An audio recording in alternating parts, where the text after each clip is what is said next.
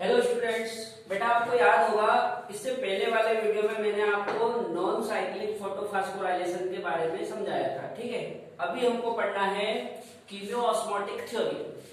सबसे पहली चीज तो ये जो कीमियो-ऑस्मोटिक थ्योरी है ये पीटर मिशेल वैज्ञानिक द्वारा दी गई थी। किसके द्वारा दी गई थी? Peter Mitchell. इसके ऊपर क्वेश्चन आ चुका है, याद रखना। ठीक, दूसरी बात, ये जो कीमियो-ऑस्मोटिक थ्योरी है ये एटीपी के फॉर्मेशन को समझाती है। किस प्रकार एटीपी का फॉर्मेशन होता है, यानी कि फॉस्फोराइलेशन कैसे होता है, उस चीज को कौन समझाती है? कीमियो-ऑस्मोटिक थ्योरी। ठीक है, कीमियो-ऑस्मोटिक थ्योरी हम समझेंगे, लेकिन उससे पहले हम एक बार फिर से साइक्लिक और नॉन साइक्लिक फोटोफॉस्फोराइलेशन के बारे में समझते हैं। इससे पहले मैंने आपको साइक्लिक फोटोफॉस्फोराइलेशन और नॉन साइक्लिक फोटोफॉस्फोराइलेशन दोनों अलग अलग वीडियो में बताए थे, लेकिन ये दोनों प्रोसेस साथ में ही चलती है। ऐसा नहीं कि साइक्लिक फोटोफॉस्फोराइलेशन अलग चलता है और नॉन साइक्लिक फोटोफॉस्फोराइलेशन अलग चलता है, ऐसा नहीं है। साइक्लिक और नॉन साइक्लिक दोनों एक साथ चलते हैं। कैसे चलते हैं वही हमको समझना है। देखो, जैसे ये पीएस सेकंड है और ये पीएस फर्स्ट। हमने पहले भी देखा था कि पीएस सेकंड 680 नैनोमीटर की लाइट को एब्जॉर्ब करता है और पीएस फर्स्ट 700 नैनोमीटर की लाइट को एब्जॉर्ब करता है। ठीक है, ये प्राइमरी इलेक्ट्रॉन एक्सेप्टर है पीएस सेकंड का और ये प्राइमरी इलेक्ट्रॉन एक्सेप्टर है पीएस फर्स्ट का। ठीक है, जब पीएस सेकंड के अभिक्रिया केंद्र पर यानी कि रिएक्शन सेंटर पर जब 680 नैनोमीटर की लाइट पड़ती है तो ये उस लाइट को एब्जॉर्ब करता है, जिसके कारण इसमें वाटर की स्प्लाइटिंग होती है, जो कि मैं आपको पहले वाले वीडियो में बता चुका हूं। वाटर की स्प्लाइटिंग से ऑक्सीजन, H पॉजिटिव और इलेक्ट्रॉन बनते हैं। ठीक है, ये जो इलेक्ट्रॉन है ये यहां से एक्साइटेड होके चले जाते हैं पीएस सेकंड के प्राइमरी इलेक्ट्रॉन एक्सेप्टर के पास। ठीक है, प्राइमरी इलेक्ट्रॉन एक्सेप्टर ये प्राइमरी है। अब इसके बाद इलेक्ट्रॉन कहां पे जा रहे हैं? यहां पे। इसका मतलब ये क्या हो गया? सेकेंडरी। याद रखना ये बात को। ये प्राइमरी इलेक्ट्रॉन एक्सेप्टर है और इससे इलेक्ट्रॉन जा रहे हैं प्लास्टोक्विनोन में, यानी कि प्लास्टोक्विनोन क्या है?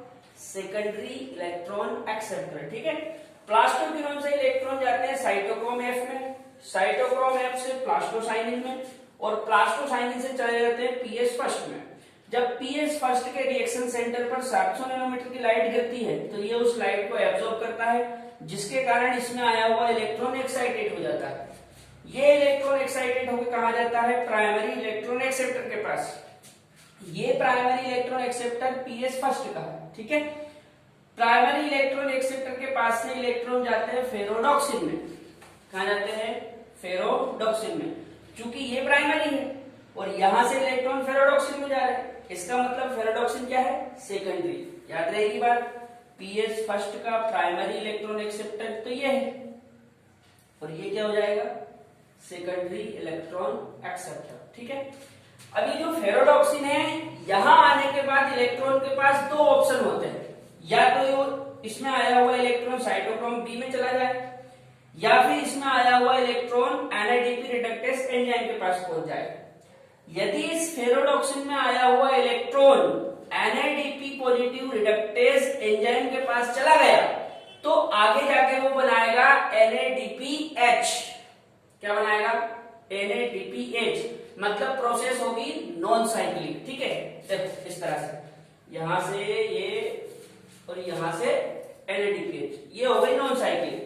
लेकिन यदि इलेक्ट्रॉन फेरोडॉक्सिन से साइटोक्रोम बी में आ गया तो फिर ये साइटोक्रोम बी से वापस प्लास्टोक्विनोन में आ जाएगा, प्लास्टोक्विनोन से साइटोक्रोम एफ, साइटोक्रोम एफ से प्लास्टोसाइनिन, प्लास्टोसाइनिन से पीएस फर्स्ट। मतलब ये हो जाएगी साइक्लिक। ठीक है, तो साइक्लिक और नॉन साइक्लिक फोटोफॉस्फोराइलेशन दोनों एक साथ चलते हैं। ठीक है, अच्छा, हमारी एनसीईआरटी में जो कीमियो-ऑस्मोटिक थ्योरी है उसमें साइटोक्रोम बी और साइटोक्रोम एफ के बारे में डिस्कस किया गया है। याद रखना, साइटोक्रोम बी और साइटोक्रोम एफ। ठीक, और एक चीज जो हम आगे डिस्कस करेंगे वो है प्लास्टोक्विनोन। इसको भी ध्यान रखना, ये तीन बातें ध्यान रखना, साइटोक्रोम बी, प्लास्टोक्विनोन और साइटोक्रोम एफ। ठीक है, अब इस तरफ आ जाओ।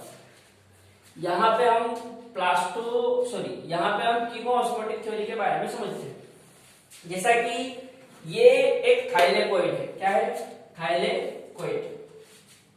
इसका नाम लिख देता हूं मैं, ये थाइलेकोइड है, ठीक है। और ये थाइलेकोइड कहाँ पे है? स्ट्रोमा में। अब आप बात को समझो, जैसा कि मैंने आपको पहले भी बताया था कि पीएस सेकंड और पीएस फर्स्ट थाइलेकोइड की मेम्ब्रेन में होते हैं, ठीक। जब पीएस सेकंड पर 680 नैनोमीटर की लाइट गिरती है तो इस पीएस सेकंड में होती है वाटर की स्प्लाइटिंग, ठीक है। वाटर की स्प्लाइटिंग से ऑक्सीजन बनेगी, 2H पॉजिटिव बनेंगे और 2 इलेक्ट्रॉन बनेंगे। अभी जो ऑक्सीजन है ये तो चली जाती है एटमॉस्फेयर में, मतलब वायुमंडल में, ठीक है। इलेक्ट्रॉन का क्या होता है? इलेक्ट्रॉन यहां से जाएंगे इलेक्ट्रॉन ट्रांसपोर्ट सिस्टम में, ये हम पहले देख चुके हैं। अब यहाँ पे हमको केवल थोड़ा सा देखना है। ये इलेक्ट्रॉन मान लो प्लास्टोक्विनोन में चले गए। प्लास्टोक्विनोन अभी पीछे मैं आपको बता रहा था, वो ये प्लास्टोक्विनोन, इलेक्ट्रॉन प्लास्टोक्विनोन में चले गए। अब बाहर स्ट्रोमा में H पॉजिटिव पड़े होते हैं। क्या पड़े होते हैं? H positive. इस तरफ से इलेक्ट्रॉन आते हैं और स्ट्रोमा से आते हैं H पॉजिटिव, तो बन जाता है प्लास्टोक्विनोन H2। इस तरफ से इलेक्ट्रॉन आएंगे, स्ट्रोमा से H पॉजिटिव आएंगे और इस PQ यानी कि प्लास्टोक्विनोन के साथ मिलकर क्या बना लेंगे? प्लास्टोक्विनोन H2, ठीक है। ये PQH2 जब टूटता है तो इसमें से H पॉजिटिव तो अंदर आ जाते हैं थाइलेकोइड में, थाइलेकोइड की ये जो ल्यूमेन है इसमें आ जाते हैं, और PQH2 वापस PQ में बदल जाता है और इलेक्ट्रॉन पहुंच जाते हैं आगे PS फर्स्ट के पास। कहां पहुंच जाएंगे? PS फर्स्ट के पास, ठीक है। अब यहां पे जो PS फर्स्ट है, इस PS फर्स्ट से यदि इलेक्ट्रॉन फेरोडॉक्सिन में पहुंच गए तो फेरोडॉक्सिन में जाने के बाद दो ऑप्शन रहते हैं, या तो वो NADP रिडक्टेस एंजाइम के पास चले जाए या फिर चले जाए साइटोक्रोम बी में। यदि साइटोक्रोम बी में चले गए तो वो घूम फिर के वापस यहीं पे आ जाएंगे, और यदि NADP रिडक्टेस के पास गए तो NADP reductase enzyme NADP positive और हाइड्रोजन को लेके क्या बना देगा? NADPH, ठीक है। अच्छा, अब सवाल ये उठता है कि यह हाइड्रोजन आए कहां से? सुनो बात, इस PS सेकंड में वाटर की स्प्लाइटिंग हो रही थी, वाटर की स्प्लाइटिंग से 2H पॉजिटिव बन रहे थे, तो 2H पॉजिटिव तो ये, और जब प्लास्टोक्विनोन H2 ब्रेक हुआ तो इसके जो हाइड्रोजन थे वो भी अंदर आ गए। इस प्रकार यहाँ पे जो ल्यूमेन है, ल्यूमेन क्या होता है? थाइलेकोइड के भीतर का जो भाग होता है उसको ल्यूमेन कहते हैं। तो इस ल्यूमेन में बहुत सारे H पॉजिटिव हो जाते हैं, ठीक है। अब ल्यूमेन में हो जाते हैं H पॉजिटिव बहुत ज्यादा और स्ट्रोमा में हो जाते हैं बहुत कम, तो यहाँ पे एक कंसंट्रेशन ग्रेडियंट बन जाता है। कंसंट्रेशन ग्रेडियंट यानी कि सांद्रता प्रवणता। सरल भाषा में कहे तो ल्यूमेन के अंदर हाइड्रोजन हो जाते हैं ज्यादा संख्या में और बाहर हो जाते हैं कम संख्या में।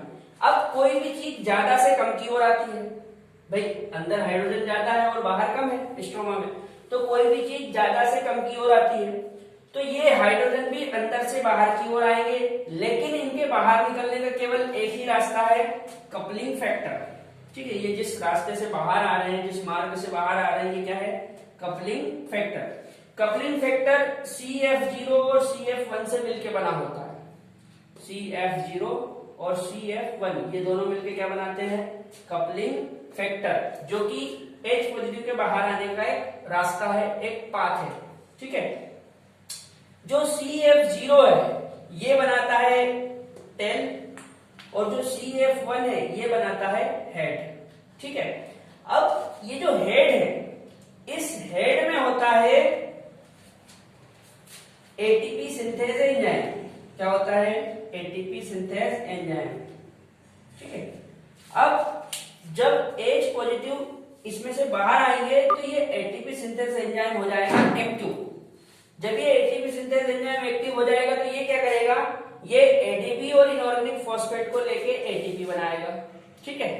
और ये H पॉजिटिव जो बाहर पड़े हुए हैं ये NADP पॉजिटिव के साथ मिलकर क्या बनाएंगे? NADPH प्लस H पॉजिटिव, और कुछ हाइड्रोजन जो बच जाएंगे वो ये यहां से फिर अंदर आ जाएंगे।